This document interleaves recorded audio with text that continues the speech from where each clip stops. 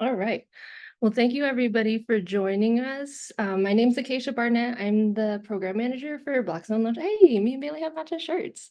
Um, I um I am the program manager for Blackstone LaunchPad, and what I do is try to help students get internships and also look into entrepreneurship. So with that, we help students get paid internships through the Blackstone LaunchPad. And I had met Steve, who is here from PlayStation, at a wedding. And I was just so interested in what he does, and I really wanted to bring him into the speaker series that I was doing, because who doesn't love PlayStation? Like I remember growing up, my dad would go to Target the day after Thanksgiving, and he would wait in line for the newest PlayStation, and that was like our family ritual. So I was really excited to have you, Steve, and just thank you so much for saying yes to me at that wedding and following through. I Of really course. Thanks for having me, Keisha. Yeah. Of course, of course. So let's just get started into it. I know we have a lot of students on Sure. this call, and I know that they are just really intrigued about what you do, Hmm. and just get this going. So, All right. you share your career journey with us? Like, how did you start in this tech world and design Yeah. strategy, product engineering, and what key steps led you to your current role at PlayStation? Sure. I mean, it's been a long journey. I sort of stumbled into design at a pretty young age, probably in, I would say, like middle school. Before I even knew that design was a career, I've always enjoyed making things. I was in art from a young age. But probably in middle school, I sort of just started to discover that like, oh, people will pay you to like design things for them if you know how to use software or if you have an eye. So I would start doing like brochures for family businesses or helping with invitations and stuff. And that kind of got me interested in it. So in high school, I decided that I was going to go down a design career path, and I started in graphic design. I worked as a graphic designer after college for many years, over 10 years. I worked in the music industry at a record label and back in the day designing CDs and stuff, which was really fun, really different. And then I worked at an agency. So I lived in Los Angeles and I worked at a little small design agency for a long time. And we did a lot of stuff there. We did branding, so that's like logos and stuff. We did a lot of packaging. So it was really interesting, kind of trying to tackle different challenges with design, like trying to communicate what a client wants and figure all that out. But while I was there at the agency, I started doing more digital products or projects. So things like websites, e-blasts, marketing, different kind of things. And I thought that was really interesting. I really liked how it blended the sort of visual aesthetics of graphic design, but also with almost like a science to it because you have a very clear goal and you've got data that's going to tell you like something worked or it didn't. And I really, really liked having a clear goal for users, and that really led me down this path of what we now call UX or user experience design. Mhm. So fast forward to another 10 years now after that, and I've worked at an enterprise design software company before PlayStation, learned a lot about working with customers and stuff, and now I've been at PlayStation almost 9 years, trying to make gaming experiences better every day for our players. Cool. Do you get a PlayStation for like 10 years? That's what everybody wants to know. We did get a PlayStation when we made PS5, which was a big surprise to us. We didn't think we were going to, so that was a wonderful gift to have during the pandemic. Yeah. Wow. Oh, during the pandemic, I bet that was awesome. Yeah, that was tough designing PS5, and the last year of PS5 development was during 2020 when the pandemic hit. So that was Wow. a challenge for sure. Yeah. That's so cool. Okay, let me not get off my questions too much. Okay, yeah, go ahead. So what kind of education and training did you get to start in the graphic design, or what training would you suggest, I guess, to students who Mhm. want to be in the field that you're in at PlayStation? Yeah.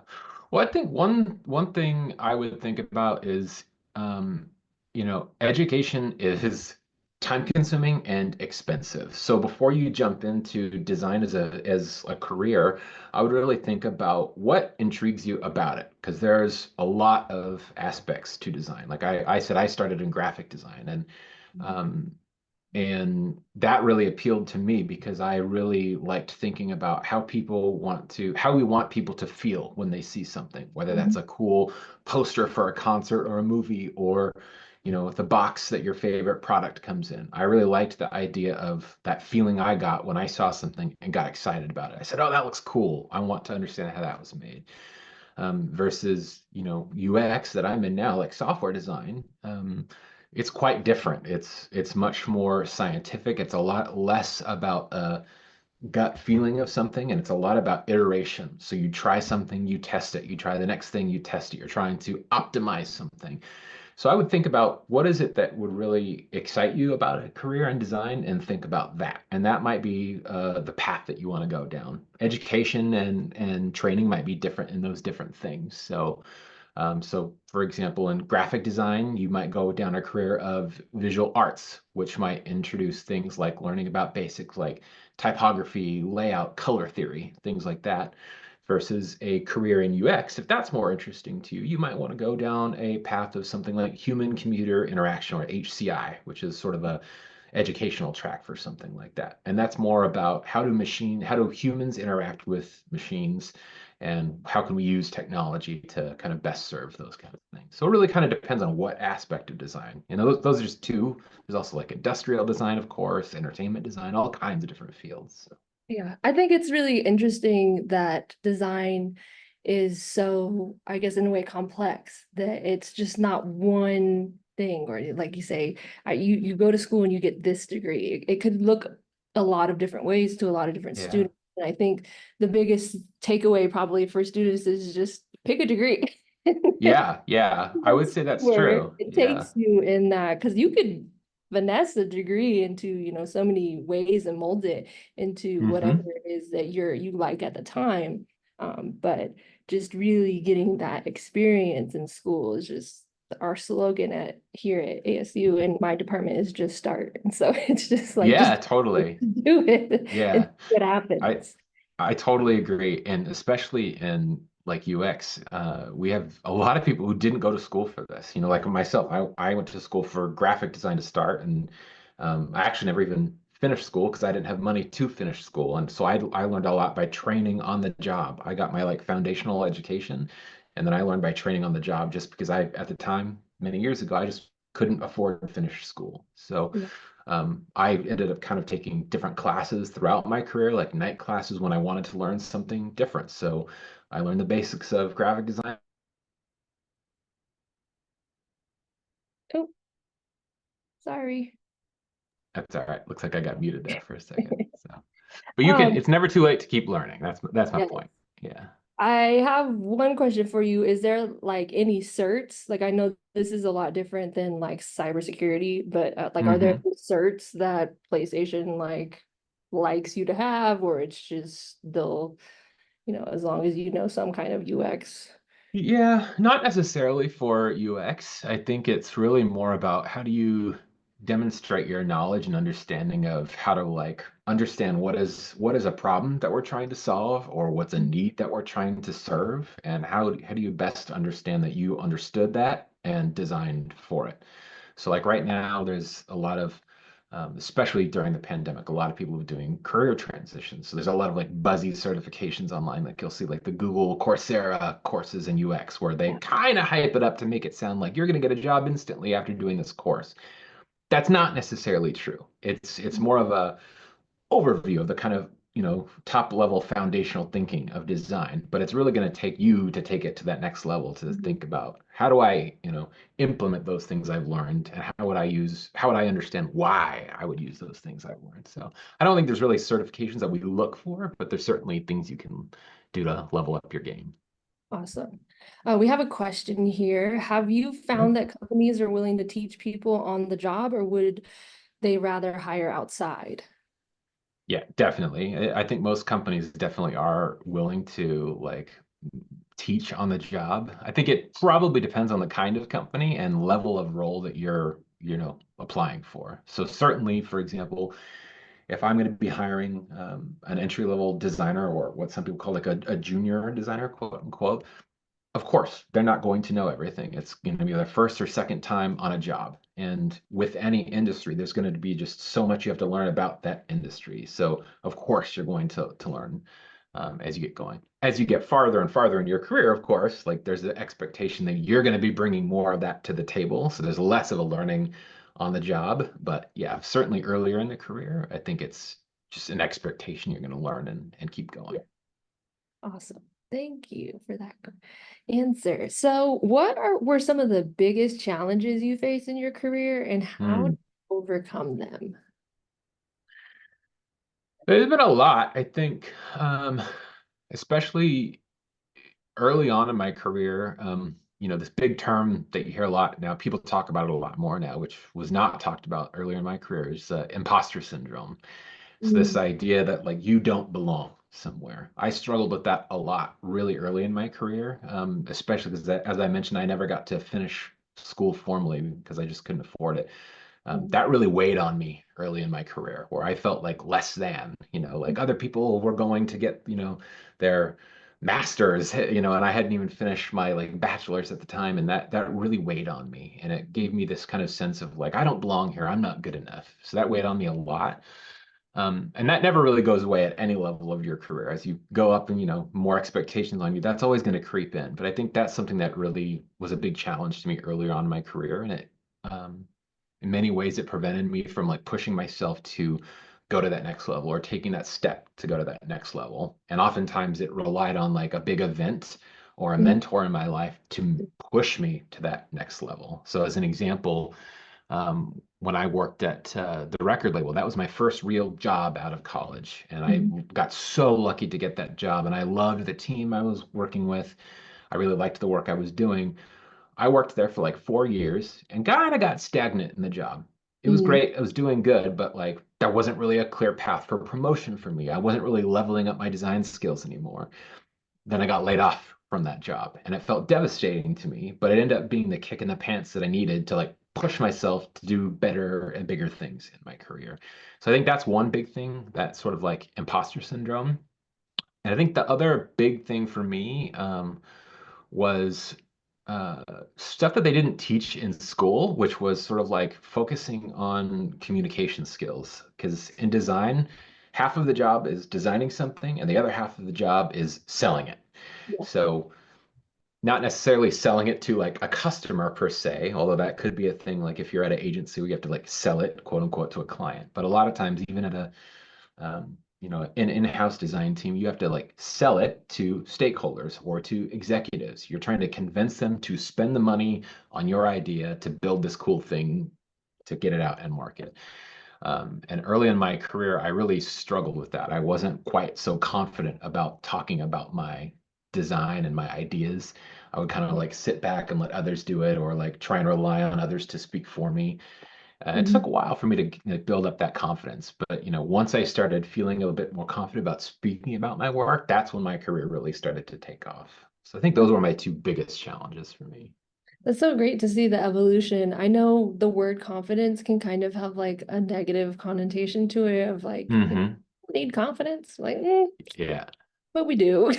we do. Yeah, yeah, and everybody does at every level of your Yeah. career. Anytime you go into a different job or you go get a promotion to next level, like there's going to be a different expectation on you. And that can be a big, scary thing because it's ambiguous. Like we talk about this when we're hiring people, we talk about ambiguity a lot about Mhm. like, what do you do when you get into a situation where it's like you're expected to just figure something out and you don't know how to do it yet? Like, how do you feel that out? So Yeah. that can be scary for people. And I think when you're, leading a team or you're leading a project and being in charge of something that's going on, like you have to speak as if you know what's happening or what's going Yep, on so that the team can, rely on you or your client. totally. Like if you're pitching a design to a client, like you have to be confident in that, Yes. what you asked me for, and this is what I'm giving you. Yeah, totally. Yeah. And that's a It's hard skill to build. it Hard, is hard to build that up. Yeah, for sure. tough. Yep. So we have another question. It says, what PlayStation project was your favorite to work on and why? Oh man. There's been a lot. I've been at PlayStation almost 9 years now, and I've worked on a lot of different things. My favorite is probably a product that we don't have anymore. When I started, when I joined PlayStation, I joined a team for a product called PlayStation View, and that was a TV streaming service. We don't have it anymore, but it was sort of like YouTube TV today or Hulu with live TV. That was really, really cool to me. I loved that job or that product. My team was great. My team still are great, but I really liked at the time. It sort of felt like a startup within PlayStation, and we Mhm. built bonds really closely together. And I just loved working on something that was sort of new to market at the time, and I loved really helping people kind of make TV better for people because you have so many options. This is what I love at PlayStation in general. It's like people have so many options for their free time. You could go watch TV, you can play games with us, you can play games with Nintendo or whatever. So like the fact that people choose us to spend their free time with versus like a system that you have to use for work or for school, Yeah. like that is so special to me. So I think that PlayStation View always will hold like a special place in my heart because that was the first project I joined at PlayStation. I spent a lot of time on there. We did a lot of really, really cool things, and I've kind of kept that with me throughout my career here. That's so awesome. This question kind of like ties into that in a way. When I guess you were doing that pilot project, what hmm were some techniques that you used to pitch that? Um, Mm. Well, when I pitched it, well, the product already existed when I joined the team, so I was coming in to uh, continue things. So when I joined PlayStation View, we were just launching nationally. It had kind of been on a slow rollout, and we were just launching nationally, which was big and exciting, but also scary because it's like you're kind of opening the floodgates to a lot more customers. So there were things I had to pitch though. So for example, like when I joined the team was pretty small at the time. There was just like two designers, I think, maybe three. And we were trying to expand that quickly and level up things. So we didn't have a lot of things that are just commonplace now. We didn't have like a design system, so like a kit of parts that you use to make stuff. That didn't exist at all. There were a bunch of things that were what we call like tech debt. So that's sometimes when you move really fast, sometimes you get stuff that's left over and you intend to go fix it later, but you don't get to. So there were things like that I did have to, when I came in and started getting comfortable, I did pitch it. So like, let's fix these things. Let's overhaul it and make things more consistent. Let's spend time to make a design toolkit for ourselves so that we're not drawing every screen bespoke. Like things will look more consistent. We can do things faster. So I did have to pitch things like that. And techniques that I would use for that was really kind of speaking to in a language that my stakeholders would understand. So if I mhm, was trying to convince an engineer, maybe I would talk to them about, this would be more efficient. How would it save them more time? How would it make their code simpler to implement? If I was talking to a product manager, maybe I wanted to speak in a language that's more about value to customers. How would it improve the business? How would it, contribute to our bottom line? Things like that. Versus if I'm talking to a designer, it might be more about like, this is cool. This is going to help us design faster or better or something like that. So, really got to do your research. yes, yeah, for sure. So we have some really great questions coming in. Okay. What skills would make someone successful at PlayStation, especially in a role like yours? Hmm.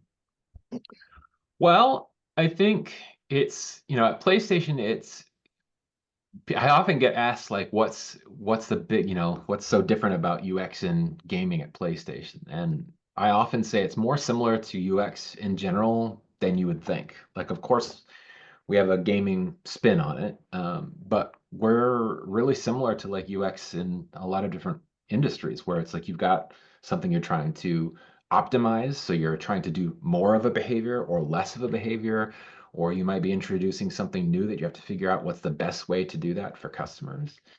So uh, I think in general, we would look for just sort of, again, how do you understand the problem? How do you think through it to identify what's the root cause of that problem?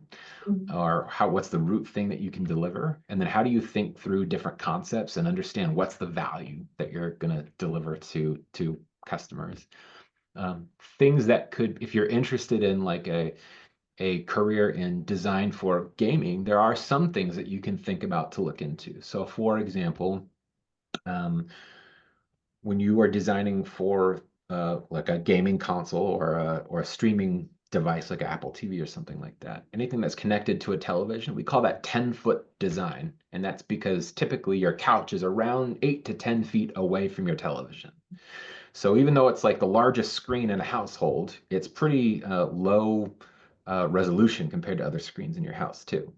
So some things that are unique about that are like, for example, you put way less density of information. You don't have nearly as many things on screen on a television as you would on your phone because you just need to, you're sitting farther back from it. You need more breathing room, things like that. And the input that you use for designing on television is also quite different. It's not like your phone or computer where you can directly input onto something. You can't tap on or click on anything on the screen. You've got to use a controller or a remote to go move through objects to get to that thing. So if you've got something across the screen, you've got to go up, up, up, over, for example. So thinking through things like that, what we call 10-foot design, that might be things that you want to look into if you're interested in a career in Listen, that. Steve, I need you to go to Amazon because I hate their interface. They're just optimizing for different things, that's all. It is so annoying. That makes sense though, when you explained it like that, on Yeah. how they're making designs for people who are on the couch. So that's really cool. Mm-hmm. Mm-hmm. I know the answer to this, but I'm gonna ask you anyways. Okay. Do you work a lot with teams in Asia? Yes, absolutely. Yep, yep. So PlayStation is the brand name, the actual company is Sony Interactive Entertainment. That's the Mhm. actual company. The public facing brand is PlayStation. And SIE is part of Sony Group. So yes, Sony is a Japanese company headquartered in Tokyo, of course. So yes, we work with our counterparts in Asia every day. So I'm actually about to go back to Tokyo Saturday Oh, this give week me some for a skincare. business trip. I'll fill up my suitcase for you. Yeah. Thank you. So I have a question here. What did you guys learn and improve on going from PS4 generation to PS5 generation? Oh my God, so many things. So many things. Um, I think the number one thing was speed, especially as time goes on and technology evolves in general, people have way less tolerance for things taking time. So, you know, we really wanted to make sure that our system applications on our consoles loaded really quickly. So if you go back to, for example, if you go back to PS4 and let's say you want to open up like the store on PS4, you click the store icon on the content launcher and then it might, show the loader for a few seconds because that application is loading on that older hardware. So things like that, we wanted to be really fast on PS5. So that was something we had to really think about is like, what's that minimum speed or time to interaction that we say? How long are people willing to wait for something to load? How fast do we want it to load? That was something that we really thought about when designing PS5. And the other things that I think we thought about too were like, how do we add all these cool things to a console without trying to get too much in the way of gaming? Because that's at the end of the day, you're getting a PlayStation to play a game, not necessarily for all the other cool things. We hope you use those other cool things, but most of the time you want to be spending time gaming or watching a TV show on a PlayStation. So that was That's kind of tough for us to think about how to do all that. Yeah, that's a lot. I wonder, do you guys like have to stop yourself from like reading comments on Reddit of like put stuff back? Um, Or like do you well, value that feedback? Like, honestly, yeah. In a way, it's good because, like before PlayStation, I worked at an enterprise software company, and enterprise software means it's software that's used for like larger companies. So it's stuff that runs like healthcare systems or like big systems like that, right?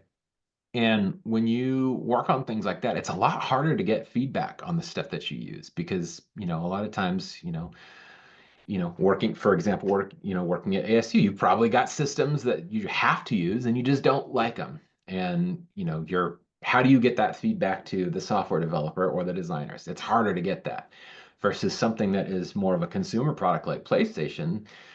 People will tell you what they like and what they don't like, and there's good and bad about that, but you're getting that honest feedback. So Yeah. I think that the thing that we have to be careful with as designers when we look at things like comments on Reddit or whatever like that is, we got to be careful to make sure that we're getting feedback that is not quite so biased, because when you're going Right. to Reddit, you're probably going there because you either really hate something or you really love something. You're not generally talking about the stuff that you're like, yeah, that's cool. So that's something that, like, sometimes if we see something that's like trending, somewhere online, Reddit or wherever, sometimes that might be a signal to us that maybe we need to do a little bit more internal research to see, is this really like, the Yeah. pulse of our players, or is that just sort of like something that popped up somewhere? That's awesome. Yeah, you have to have skin for feedback. Yeah, for sure. Yeah. Someone asked, what's the difference between the PS5 and the PS5 Pro? What's the difference? Yeah. Oh man, horsepower. That's the big difference. Yeah, Pro is going to be, it's got our biggest GPU I think that we've ever made, so you'll get a big enhancement to your gameplay for things like frame rate and graphic fidelity and stuff like that. But software wise, it's almost going to be the same thing between the two. So all Okay. your games will carry over and all that stuff. So excuse my ignorance, but is that out yet? Or is this We like, just announced it recently, so okay. it's not out So are just they yet. talking about something that isn't out? Soon, Sorry, I soon. don't have time Yeah. to game. All good, all good. Okay. Do you communicate directly with programmers working on a project? And how do you bridge the gap between the technicalities and designs of a certain feature? Really good question. Yes, we do. We talk to our developers pretty much every single day. And that's something that, that actually that's probably another skill that I think we look for at PlayStation when hiring people is, again, how do you adjust that language when you're talking to different audiences? So when you're talking to a developer, how do you learn to understand and have empathy for them? Just like as a designer, we have empathy for customers or people who are going to use our products, but developers we need to have empathy for too, because as designers we always want to do all these like really cool bells and whistles and visual fidelity and stuff, but some of that stuff might be really difficult to achieve as a developer. So sometimes we have to have conversations where it's like sort of negotiating back and forth about what's that happy middle. We have a deadline that we want to meet to get something to market or get an improvement out to something, and sometimes we have to go back and forth with developers to see like what's technically possible, even what can we actually do in time, things like that. So sometimes that just is admitting that you don't know. I often do that. I'm often in the middle of a meeting and I'll just go like, "Hey, sorry to pause this meeting. You guys are talking about something really deep right now. Can somebody break that down for me? Tell me exactly what that means. I want to understand so I design best for that." Yeah. So having that humility to just admit that you don't know and learn is really important too. Yeah, it's okay to say I don't know. Absolutely. Yeah, absolutely. So how difficult is it to pitch a game or a project? Well, I work at Sony Interactive Entertainment has a bunch of different things. So I work on what we call platforms. So I don't work on the games themselves. We work on everything that is adjacent to it. So it's the operating system and features for PS5. It's our mobile app. It's the website, all kind of stuff like that. Then we have our studios that actually make the games. So we don't actually pitch the games ourselves. We kind of do features and stuff that integrate with the games. But we do pitch features for the console often, and there's lots of different ways we can do that. Sometimes you'll work with a product manager. Sometimes you'll get assigned to something, and it's not going to be so specific as design this feature for us. Mm. Sometimes it'll come to you as a designer and say, we are noticing this thing. We need you to work with a product manager to figure out why is that happening and come up with some ideas that can either make more of that thing to happen or less of that thing to happen. And then you'll pitch different ideas as a hypothesis and do some experiments to see is it going to work or not. Other times, you just have a really cool idea yourself and you can pitch it. And we have all kinds of stuff. We've got like hackathons where you can Cool. work with engineers to like over 3 days and try to make a scrappy version of something. And sometimes that stuff will actually get made into our products or other things. Like a couple years ago, for example, I had Um, I had idea for a plugin for Figma, which is our design tool. We didn't have a great system as designers for us to pull in like our official assets from PlayStation when we were doing designs and mockups. So a lot of times we were like doing tons of copy and pasting from our store, to get it all in there. So I had this idea of like, well, we know we make that system ourselves. Let's make a plugin that integrates it. So we did that as a hackathon, as a really quick proof of concept, and then that actually got made. So now we have a cool plugin for our teams so they can do stuff like that. And then as designers, we've got other cool stuff too. We have sometimes that we do these things called like design days where you can kind of jam on a cool idea together, and then that might get pitched up to get turned into a real product or a real idea or something like that too. So there's a bunch of Okay. ways you can pitch This stuff. this is a great segue for my next question, because Okay. if you're gonna pitch something Yeah. to Sony, Sony owns those rights, right? Or it's Yep. your rights, you're giving them that intellectual property. How does that? Mm-hmm. That's true. Yeah, it is true. Yeah, when you work for not just Sony, but pretty much any big corporation you're going to work for, that's part of the deal, is that when you make something, they're going to own that idea. But one thing that is cool is if it's a brand new idea that hasn't been patented before, for example, you get named as an inventor on the patent. And so, for example, like at Sony, if we come up with something cool, we have a whole bunch of patent attorneys that help you with that application process, filing all the paperwork, getting all that legal stuff done, but then you are named as an inventor. So even though Sony will hold the right to that patent, you will forever be listed as the inventor on that, which is pretty cool. You can get like plaques and stuff for it and all that The fun little stuff. birdie told me you have a plaque. Yeah, I've got a couple patents from over the years. Yeah. That's so cool. That's so cool. Yeah, it's fun. Um, so do you have any challenges right now on any projects that you're working on? Always, Always, always, always always. a challenge. Yeah, I mean, right now, I mean, nothing specific like that's like abnormal right now. I mean, things that like every company deals with over time, it's just like, how do we balance? What do we want to do next? How do we, for example, you've got 100 ideas. Which ones do we do right now? Which ones do we want to hold for later? Things like that.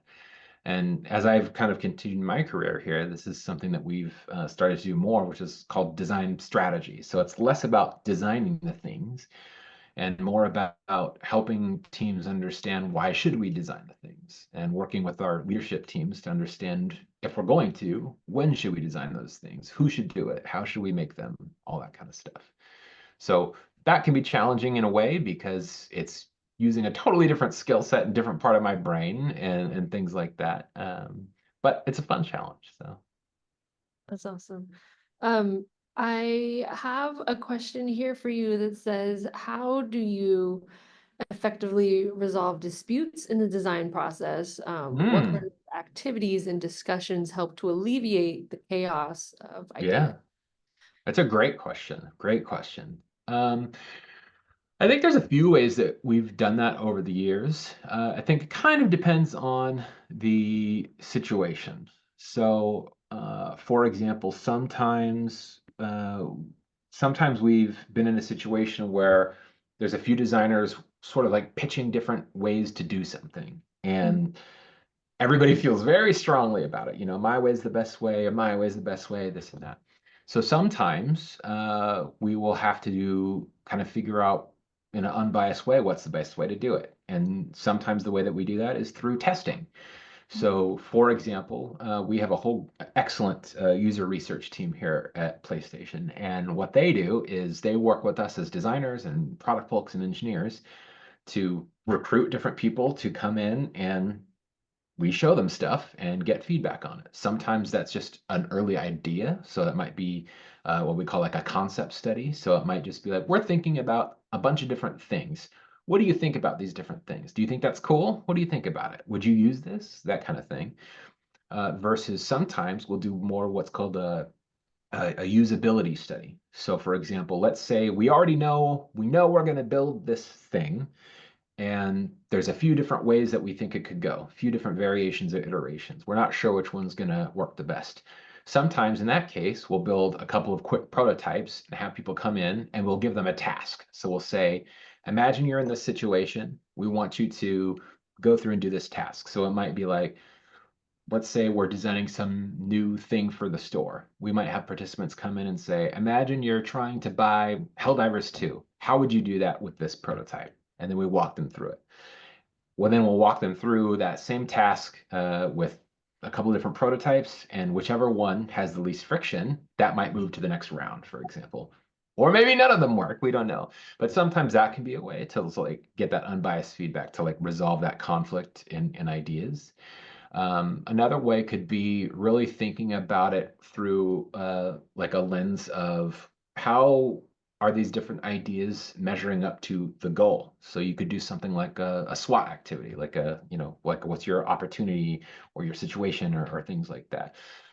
And then think about the different concepts through those different lenses. Sometimes you might have to think about it through a prioritization exercise. So of these three concepts, which one's going to be really expensive versus which one's going to be really fast to implement? Sometimes you really just need to get a fix to market quickly. So there's a bunch of different ways like that that you can kind of resolve things. Awesome. Let's see. I have some questions. Yeah, I can see the chats active over here. Where did I leave off? Uh, mm, they said I heard it's hard to patent software. Is that true? And does it help to say that product is patented pitch? It can be difficult. The most difficult reason is just because there's so many. It's not an easy process to look up because 9 times out of 10, somebody's already had the same idea. So it's not like it's not as easy of a process of like a quick Google search to see it. Sometimes you get a clear answer. But a lot of times, what patent attorneys do is they go through that database and Mhm. understand exactly what's in there. And then sometimes they'll come back and say, hey, there's already these similar concepts. Is yours different in any way? Describe to me how it's different than something existing. So it can be a really long process too. So, for example, I've got, I think, 2 or 3 patents now, and those took years to go through. So That's that can be awesome. It's the kind of like biggest trademark. problem. Uh-huh. It is Pretty very similar to trademarking. much. Yep, exactly. Let's see. What would you recommend to a student or recent grad applying to an entry-level job at PlayStation or an internship for PlayStation? Mm, good question. Well, I think I would probably say 2 different things. So internship. So what are we in September? Our internships actually will get posted pretty soon here at PlayStation. They'll get posted, I would say, within this month or early October, and those will be internships for next summer. So you can Okay. look for that. You can just Google PlayStation careers, and it's almost always the first result. You can filter it by internships. Those will get posted really soon. If you're interested in that, I think highlighting, what exactly is your background and how is it a fit for what you want to go into. So if you're an engineering student, like in what area? Is it in AI? Is it in database management? Is it in front end UI engineering? What is that? If you're a design, student, think about what kind of design, graphic design, UX, all that kind of stuff. So think about how is your background in education relevant to the internship, and what would you do with that experience? Why are you a good candidate for that experience? So think about what are you bringing to the table, and what do you think you're going to get out of that experience, and how will that help you further your career? So are you looking to get into gaming? Maybe that's an angle, or maybe it's something where you're really looking to get experience with a product that has exposure to millions of people and millions of users. Think about what is it that you want to get out of it too, and inject your personality and your passion for it. I think those are things that I would say to put out there for an internship. And for a job, I would say similar, but probably also think about a little bit more specific to like what area is that job for. So like at Mhm. PlayStation on even on platform, we have a lot of different teams. We've got a monetization team, which does all of our stuff for the store. We've got like a gameplay team, which is all of our features that integrate with gameplay, like trophies and stuff like that. So pay attention to what that job posting says and think about what are you going to bring to that like specific area? What do you know about that specific area? How can you maybe demonstrate that you understand what that is, how that part of the business might work. Anything that you can do to show a leg up on that you understand what that is and what you're going to bring to the table would be really helpful. No, I'm happy that you said that because a lot of times students are not sure if cover letters matter. And Mm. that's a great way to really showcase who you are, your personality, and what you want to learn and Hmm. why it would be a great fit. Cover letters are really important, and you're able to, you can't personalize those words in a resume, but that Yep. cover letter is where you're able to really let your personality shine through, and it's important. Yeah, definitely. I think so too. I went through a period like 2.5 years ago where I was hiring several roles for my team and helping others hire too. So I was looking at dozens of resumes and applicants per day. And ones that stuck out sometimes were ones that had a cover letter where it like demonstrated like a genuine passion for our business. Like sometimes it was, a heartfelt, like I am a gamer.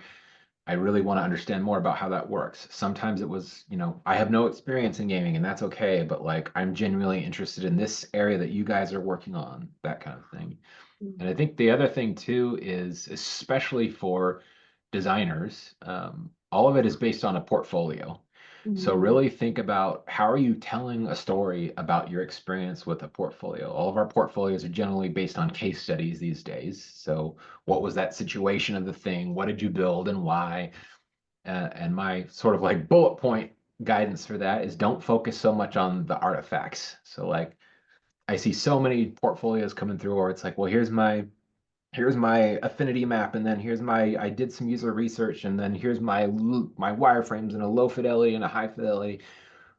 Well, that's cool. I saw that, but you didn't explain to me what was the problem. Like, what did you design? What was the difference between the before and the after? Why did you make those choices? Right. So again, like I was talking about earlier, that was those communication skills that I really had to learn on the job, getting through my career. It's like think about how are you talking about your design? How are you selling that experience when you're applying to somewhere? And think about like how does your experience relevant to that thing that they're looking for? That's awesome. I love this feedback and insight because it's super helpful. That was one of the questions was how do you use a portfolio? So that's good. Yeah. There you go. There you go. How can developers grow a relationship with PlayStation? With PlayStation, that's an interesting question. Um, hmm. I think that's a tricky one because um, PlayStation's a little bit different than other companies. So, for example, like Apple, where developer community is very open. Like all it costs is like $100 a year. You get developer access, and then you can download all the developer stuff and learn about it. PlayStation is not quite so open, where we really want to try and maintain quality on the system and Mhm. avoid things like, sometimes you see stuff on like the App Store where you get a lot of apps and you're like, well, what are these? Well, sometimes that's a result of just anybody can develop. So we try to keep that quality up, and sometimes that means you have to have a little bit more intent to develop. Like, what is the game that you're trying to develop? So building that relationship with PlayStation can be a little bit tricky, I think, because it really relies on making more of a specific intent to make a game for PlayStation. Um, but I think in general, if you wanted to think about developing for gaming, there's lots of things that you can do. So experience with gaming engines like Unreal or Unity. Again, developing for just 10-foot experiences in general. How would you develop things where you're having to move what we call focus? Like, what's that item that's highlighted on the screen with a controller? That's going to be totally different than developing for direct input, like on a tablet or a phone, things like that. So that might be some general advice. Awesome. Yeah, I'm an app developer, believe it or not. No, just kidding. Oh, excellent. I want to hear all about what you're Um, making. it's just to make appointments for the salon. Oh, just. Yeah. But it is very annoying when I get those emails about the updates for the App Store. Mm, Um, but I do understand what you mean because they let anybody in there, and I'm one of those anybody's. So, yeah. is supply chain management a degree field that could be applied to non-physical work like UX design or video game development? Supply chain. Probably in some aspect. Not necessarily specific to UX that I can think of, but potentially in other parts of gaming, maybe. Especially for things like, for example, um, we don't just make the platform like the software for it, we also make hardware. And that all involves things like how do you do the packaging? How do you do the manufacturing, the assembly, fulfillment? So supply chain could involve, aspects of our business like that. Also getting into how do you ensure those shipments get to retailers? How do you ensure that you've got, demo units in stores and things like that? But that would be totally different from the kind of work that I do on the UX team. Awesome. And this is a really great question. How do you deal with burnout and working through a Mm, slump? yeah, yeah, that's tough. I think for me, what I have found is trying to make time for the things that really fulfill me outside of work. I Mm. love designing and I love designing at PlayStation, but like sometimes sitting in front of this computer all day can burn you out. So um, for me, I have tried to identify what are those things that really fulfill me, just mentally. So during the pandemic, I've really discovered I really have enjoyed re-landscaping our yard here at the house. So doing different kind of projects, building things like that. Sometimes it might be doing things creatively that are just not tied to work, so I can reset my mind in some way. So I am a photo nerd, so playing with my cameras in different way, even if there's not like a real assignment, just for fun, things like that.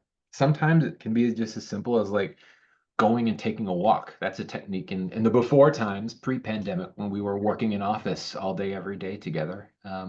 That's something we would do a lot. Sometimes we'd be in the group setting where we're trying to work on something together and we were just blocked. And we'd say, let's stop, let's take a walk, for a quarter mile, go get a coffee from that place that's intentionally kind of far away. Let's chat about just non-project stuff. And sure enough, by the time we got back, somebody would be refreshed and have a new idea. So those are some techniques I use for burnout. I know the snacks at PlayStation are top tier. We've got snacks. Yeah, we've got snacks. But snacks are good and bad because sometimes I feel like when I go to the office, I'd be snacking all day. So gotta get my Cheeto fingers off my hands before I go back to my keyboard. That's so awesome. I just have two more questions for you here. Okay. So working at a global company like PlayStation and having cultural differences and diverse perspectives, Mm, how do you approach that in design development when you're working with hmm. different countries and just Yeah. from different backgrounds? Yeah. Well, I think there's a few aspects to it. One is just the time zone difference can be really challenging. So I typically am working with people Mm. on one end of the spectrum in the UK. So their day is ending when mine is beginning. And then right on the opposite end of the spectrum, people in Japan. So their day is beginning when mine is ending. Yeah. So that time zone difference can be really tough. So thinking through about how do you manage with working with different cultures across time zones can be a challenge. Some ways that we do that are relying less on meetings and more on asynchronous collaboration or communications. So new design tools like Figma or Miro, things like that can be really great where it's like you can put your idea out there, share it with somebody, say, leave me your comments overnight, and then I can come back the next morning and there's a bunch of new stuff in there for me to take action on, things like that. One of my colleagues in the UK started this really cool thing where he often found that he didn't have time to attend all of the meetings in our time zone. So he didn't like that he wasn't able to present live anymore. So he started doing this cool thing where he would screen record with a little video bubble in the corner where he was still able to present. And then we would just play that video for everybody else. So we would still get that feeling of him presenting, even if he wasn't there live one-to-one with us. So that can be one way to combat that like sort of cross-cultural time zone shift. Yeah. And I think the other part too that was a big learning for me when joining PlayStation. This was my first time working with colleagues in Japan, and the pace of collaboration is quite different there culturally. In Japan, they have this concept, a business concept called nemowashi, which is this idea of like the building the roots or laying the foundation of something. So, Mm. for example, In America, we often like get an idea and we'll just blast it out with like, here's the idea, let's go, let's run with it, right? But in Japan, they take a very different tactic with this concept where it's much more like you will take the concept and share it one by one with the stakeholders or people involved to make sure you've got all that feedback ready before you make that big announcement. So Mhm. in that way, that sort of like a little bit slower pacing was different for me, and I had to learn what's the value in that. And I've learned over time that some of that value is by like having some of those smaller conversations rather than a blast. Mhm. It can give those other stakeholders or peers the opportunity to give their feedback in a more casual way where they might feel more comfortable, for example. So you can gather all that feedback once and then make the announcement. So I've had to kind of learn things like that over time and figure out what's the right way to approach something with the different team that you're working with. So if I'm working on an American team, I'll work in an American way. If I'm working with a Japanese team, I might work in a way that's more akin to our Japanese folks. That's really cool. I love that. I'll let you know that Miro is my kryptonite. Uh, we had to use that in architecture school, and oh my Yeah. gosh. What's wrong? Too chaotic? Yeah, we had to put a presentation on, and nobody, it was the first day, nobody knew how to use it, and there was like these giant Yep. presentations. Yep. It was crazy. I know how to use it now, but man, that first time using Miro, I was like, what is this? Yep. Our tools are always evolving in design. So that's one thing you guys got to be ready to keep learning for the next big tool. You do. But it's cool. I see I see what they're trying to do. I see it. Yep. Yeah. See the goals. So my last question for you is looking ahead, hmm um, what are your future career goals and aspirations? And how do you expect to achieve this goal? And how do you like continue to push yourself as a designer? Yeah, it's a good question. I think it changes day by day, to be honest. I think over the years, I've really shifted from uh, making all the things myself. I used to really get, as designers, we get in this state of mind called flow, where it's like all of a sudden, like you're so into something, and then it's all like, boom, 2 hours has gone by.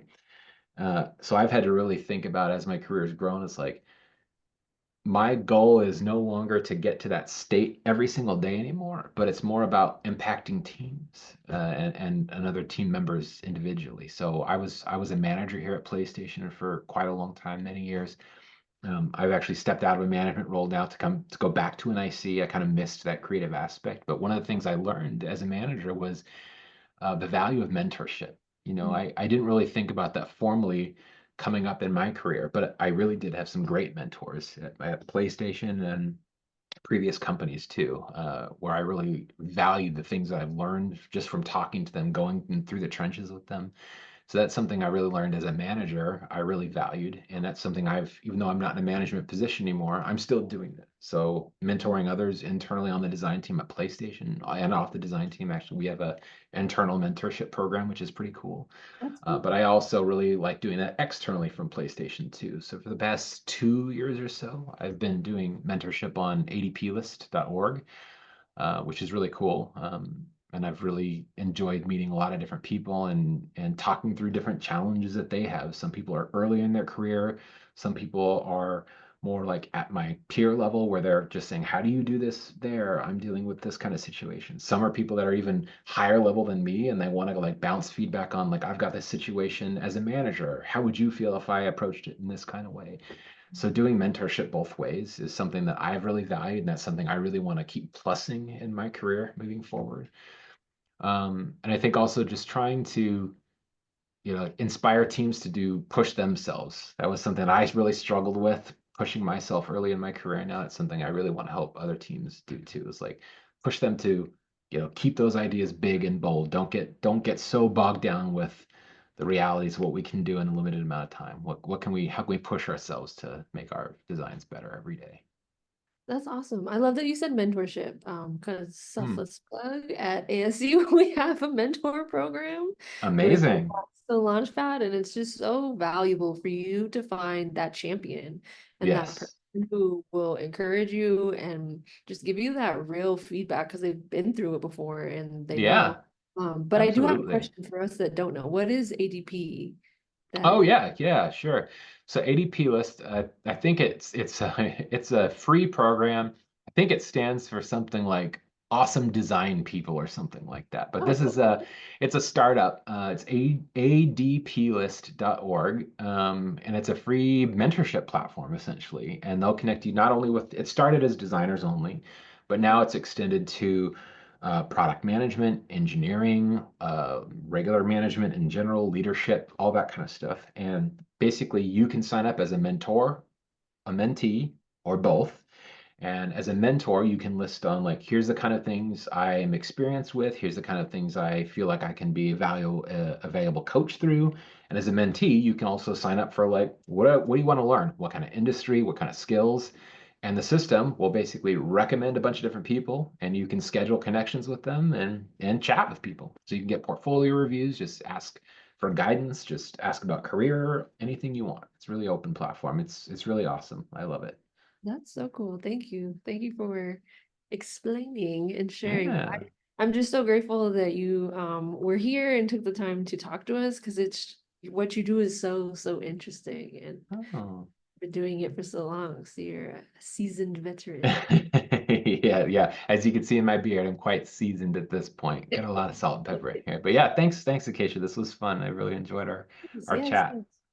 And just for all the students that are here, thank you so much for coming. We have a lot more series coming up for Blackstone Launchpad. We have launch days that are coming up where you get to ideate and prototype and look Mhm. into entrepreneurship, what that means, what kind of businesses there are. We'll also be talking about how do you protect your business? How do you protect your ideas? So that's some things that are happening with launch days. And then we have open pitch that's coming up where you get to pitch and potentially win $250. And then also Venture Devils. Oh, Yeah, there's some cash to be had. We have Venture Devils coming up. That is where you create a pitch deck and then you will take that with your mentor, work on it, and pitch at demo day. And that has the potential of 40,000, 30,000, 10,000 for your startup. So if you're really serious about entrepreneurship, these are the resources that we have for you. And we just thank you so much for being here. And thanks for talking to me, Steve. I hope I get to see you soon yeah, I hope so too. on the beachfront soon. Yes, yes, definitely. Let's make it happen. All right. Thank you so Cool. much. All Enjoy right. Tokyo. Thank you so much. Thanks. Thanks, everybody. Have a great day.